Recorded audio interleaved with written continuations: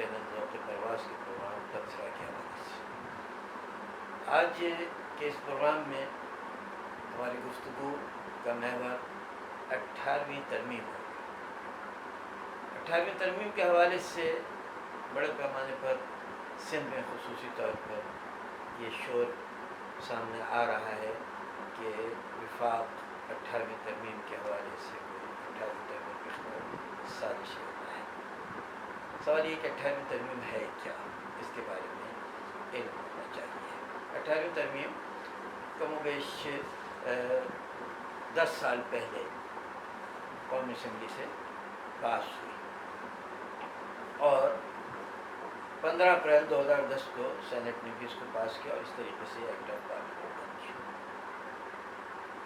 19 April کو اس وقت کے صدر پاکستان جناب آصف علی زرداری نے اس کے اوپر دستخط فرما دیا اور امیڈیٹ ہمیں جو چیزیں سامنے بڑی بڑی نظر آئیں وہ یہ تھی کہ خیبر پختونخوا کا صوبہ سرحد کا نام فوری طور پر تبدیل کر کے خیبر پختونخوا رکھ دیا گیا اور آرٹیکل 58(2)B جو کہ بنیادی محرک تھا ان تمام چیزوں کا، اس لیے کہ سابقہ فوجی حاکموں نے اس کے ذریعے منتخب حکومتوں کو گرانے کا جو ہے ایک سلسلہ جو ہے کیا تھا، جس میں اختیار صدر پاکستان کے پاس ہوتا تھا اور وہ ان کو کسی بھی کمیشن کے الزام وغیرہ کے تحت ہٹا دیتے تھے۔ جس طریقے سے ابتدا میں خود ضیاء صاحب نے بھی جو ہے محمد خان جو نے جو یہ حکومت کو برخاست کیا، بعد والوں نے عشاق خان کو اس کو اس انداز میں جو ہے تبدیل کیا۔ سوال یہ ہے کہ اس تبدیلی کے اس ترمیم کے ساتھ منتخب حکومتوں نے اپنے آپ کو محفوظ کر لیا کہ یہ اختیارات پارلیمنٹ کے پاس اور پرائم منسٹر آفس کے پاس منتقل ہو۔ بہت اچھی بات ہے۔ ہم اصولی طور پر 18ویں ترمیم کو ایک مثبت ترمیم سمجھتے ہیں۔ اختیارات صوبوں کی سطح کے اوپر بہت اچھی بات ہے، بالکل اچھی بات ہے۔ جمہوریت کا بنیادی مفہوم اور اس سیاست کا بنیادی مفہوم یہی ہے کہ عام آدمی تک سہولتیں پہنچائی جائیں، ان کو ان کے حقوق دیے جائیں، ان کو تعلیم کے، صحت کے، روزگار کے، ان کے عزت نفس کے تحفظ کے، قانونی معاملات جو ہیں ان تمام معاملات کو ان کی دہلیز تک، اور جس کے اوپر بار بار ہمارے یہاں کے حکمراں کہتے رہے کہ گورنمنٹ جو اسٹیٹ کی تکرار کرتے رہے کہ ہم حکومت آپ کے دروازے کے اوپر آنا چاہتے ہیں، لیکن محض گفتگو کی حد تک نہ۔ صوبہ 18ویں ترمیم کے تحت اختیارات صوبوں کو منتقل ہو گئے، بہت ساری وزارتیں جو ہے ڈبال ہو کر نیچے آ گئیں اور وہ وفاق کے پاس نہیں گئی۔ سوال یہ ہے، ایک بات بالکل واضح ہے کہ 18ویں ترمیم کو رول بیک کرنے کا مطلب ایک نئے فساد کو جنم دینے کی کوشش ہے۔ چیزوں کو آگے بڑھنا چاہیے، پیچھے کی طرف نہیں ہونا چاہیے۔ 18ویں ترمیم بذات خود اپنی اہمیت کھو دیتی ہے اس صورت میں کہ جب 18ویں ترمیم جو اختیارات مرکز سے لے کر صوبوں میں آئی ہے وہ صوبے کے عوام تک منتقل نہ ہو، صوبے کے نچلی سطح تک لوگوں کو منتقل ہو۔ میں ایک زیادہ اور لمبی چوڑی باتوں میں نہیں پڑھتا، لیکن ministry of local government and rural development بھی ایوالو ہو کر جو ہے صوبے کے پاس آتی، صوبہ مکمل اس کو بااختیار ہے۔ اب اس کا ہی جائزہ لے لیجیے کہ صوبہ سندھ میں مقامی سطح پر لوگوں کی کیا صورتحال ہے۔ خود کراچی شہر لوگ خود نام بگاڑ کر کہہ رہے ہیں، میڈیا پر کہہ رہے ہیں کہ کراچی نہیں کچراچی۔ 21ویں صدی میں ہم سیوریج، کچرے اس سے باہر ہی نہیں نکل پا رہے ہیں۔ ہمارے بڑے مطالبات یہ ہوتے ہیں کہ سب کچرا صاف کر دیا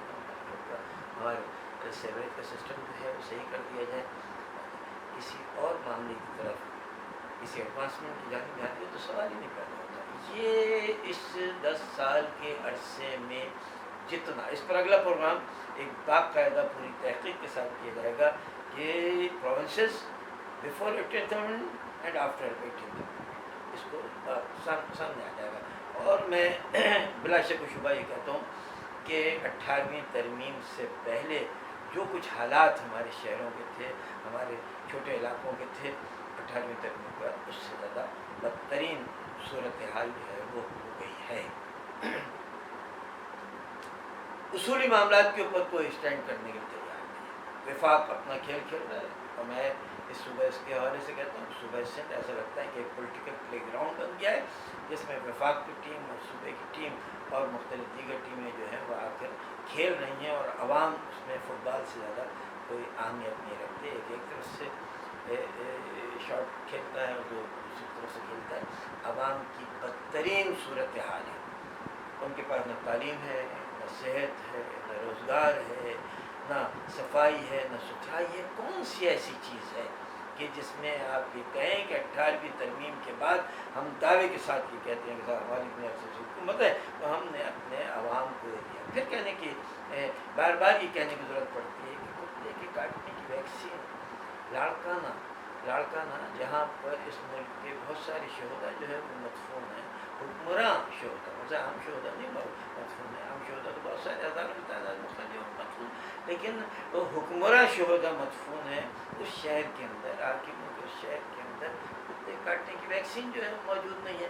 وہاں پر لوگوں کی زندگیاں کس طریقے سے گزر رہی ہیں اگر دکھائی جائے تو کراچی شہر کے لوگ عیش و عشرت کی زندگی گزار رہے ہیں۔ اگر دیہی علاقوں کے اندر عام آدمی کی اس صورتحال جا کر دیکھیے، ان کی صحت کے حوالے سے دیکھا جائے، ان کو جو قانون تحفظ کے حوالے سے دیکھا جائے، ان کی عزت اور احترام کے حوالے سے دیکھا جائے، اور ان کی عمومی حالات کے حوالے سے دیکھا جائے، ان تمام چیزوں کی جانب سے توجہ ہٹانے کے لیے ہمارے لوگ انتہائی سخت قسم کی گفتگو، مثال کے طور پر کل وزیر اعلیٰ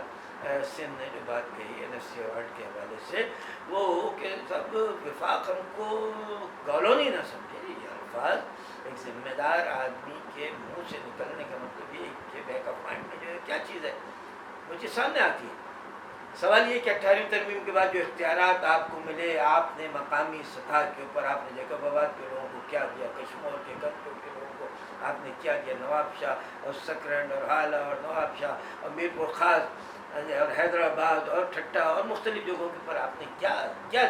لوگوں کو دیا کیا ہے، اس کو آ کر بتائیں کہ 18ویں ترمیم کے بعد ہم نے اسٹرگل کے نتیجے میں وفاق سے یہ چیز حاصل کرنی تھی، یہ اختیارات حاصل کیے تھے، اور یہ اختیارات ہم نے اپنے یہاں نچلی سطح کے اوپر لوگوں کو دیے۔ جب تک 18ویں ترمیم کی حاصلات مقامی سطح پر نہیں جائیں گی، صوبائی خود مختاری کے ساتھ مختلف امور میں مقامی طور پر خود مختاری آپ کو دینا پڑے گی۔ آپ چاہے اس کو یونین کونسل کی سطح کے اوپر لائیے، آپ اس کو ڈسٹرکٹ کی سطح پہ لائیے، ابتدائی سطح پہ ڈویژن کی سطح پر لائیے، آپ ڈویژنل اٹانومی کی جو ہے بات کیجیے، آپ ڈسٹرکٹ اٹانومی کی بات کیجیے، اس کے بعد نیچے آ کر جو ہے یونین کونسل کی اٹانومی کی آپ ان کو ایڈمنسٹریٹو پاورز دیجیے، آپ ان کو ایگزیکٹو پاورز دیجیے، آپ ان کو فائنینس اور پلاننگ کے پاورز دیجیے۔ اس کے بعد آپ دیکھیے کہ کیسے کس طریقے سے لوگوں کے بنیادی مسائل حل ہوتے ہیں۔ کوئی بہت زیادہ آئیڈیل پروگرام نہیں تھا، لیکن جنرل مشرف کے دور میں جو لوکل گورنمنٹ سسٹم آیا تھا، اس کے نتیجے میں جہاں پر بھی پولیٹیکل ول رکھنے والے لوگ، باصلاحیت لوگ اور عوام سے محبت کرنے والے لوگ ناظمین کی حیثیت سے، کونسلرز کی حیثیت سے انہوں نے ڈیلیور کیا۔ اور اس وقت کی صورتحال اگر اس وقت کی ویڈیوز نکال کر دیکھ لی جائے، اس وقت کی تصاویر نکال کر دیکھ لی جائے، اور آج کے شہروں کی تصاویر اور ویڈیوز نکال کر دیکھ لی جائے، اس وقت کے جو قومی پروگرام ہوتے تھے، ایام مختلف جو ہوتے تھے، نیشنل ڈے، ان کو کس انداز میں منایا جاتا تھا، اور اس کے بعد کے جو ہے وہ عرصے میں کیا بنایا جاتا ہے۔ میں سمجھتا ہوں کہ تخریب کاری ہو، دہشت گردی ہو، فرقہ واریت ہو، لاقانونیت ہو، یا موجودہ حوالے میں اس پینڈیمک کی صورتحال ہو، ان میں سے ہر چیز کو آپ ایڈریس صرف اور صرف اسی صورت میں کر سکتے ہیں جب آپ مقامی سطح کے اوپر لوگوں کو اختیارات اور وسائل فراہم کریں۔ بصورت دیگر 18ویں ترمیم کے اوپر بات کی گئی ساری گفتگو جو ہے وہ ماں سوائے اس کے کہ اپنے کرپشن کو اور اپنے معاملات کو تحفظ دینے کے لیے اور بلیک میل، حکومت سندھ 18ویں ترمیم کے پیچھے چھپنے کی کوشش نہ کرے اور اس کو سم کارڈ کے طور پر استعمال نہ کرے۔ آپ کے پاس بے پناہ اختیارات और बेपनाह वसाइल आए हैं, उसका हिसाब भी आपको देना चाहिए। अल्लाह की पनाह, अल्लाह की पनाह, इस शहर में लोकल गवर्नमेंट का इदारा तो आपका है, आग बुझाने की जिम्मेदारी तो आपकी है, रेस्क्यू की जिम्मेदारी तो आपकी है, विफाक की नहीं है। शहर में बिल्डिंगें गिरती हैं, 50-50, 100-100 अफराद की जान से चले जाना आम बात है। किसी एक जगह के ऊपर आग लगे तो उस आग के 24-24 घंटे और 48-48 घंटे बुझाने के मामला जो है वो आपके बस के होंगे। आपके यहाँ स्मार्टर्स मौजूद नहीं है, आपके फायर टेंडर्स मौजूद नहीं है, आपके पास अमला जो है वो घरों पर बैठकर तनख्वाह ले रहा है। जहाज़ का हादसा हो तो उसमें जब तक समाजी इदारे और हर मकाम पर, इन तमाम जगहों के ऊपर बिल्डिंग गिरे तो अफवाज पाकिस्तान को आना पड़ता है,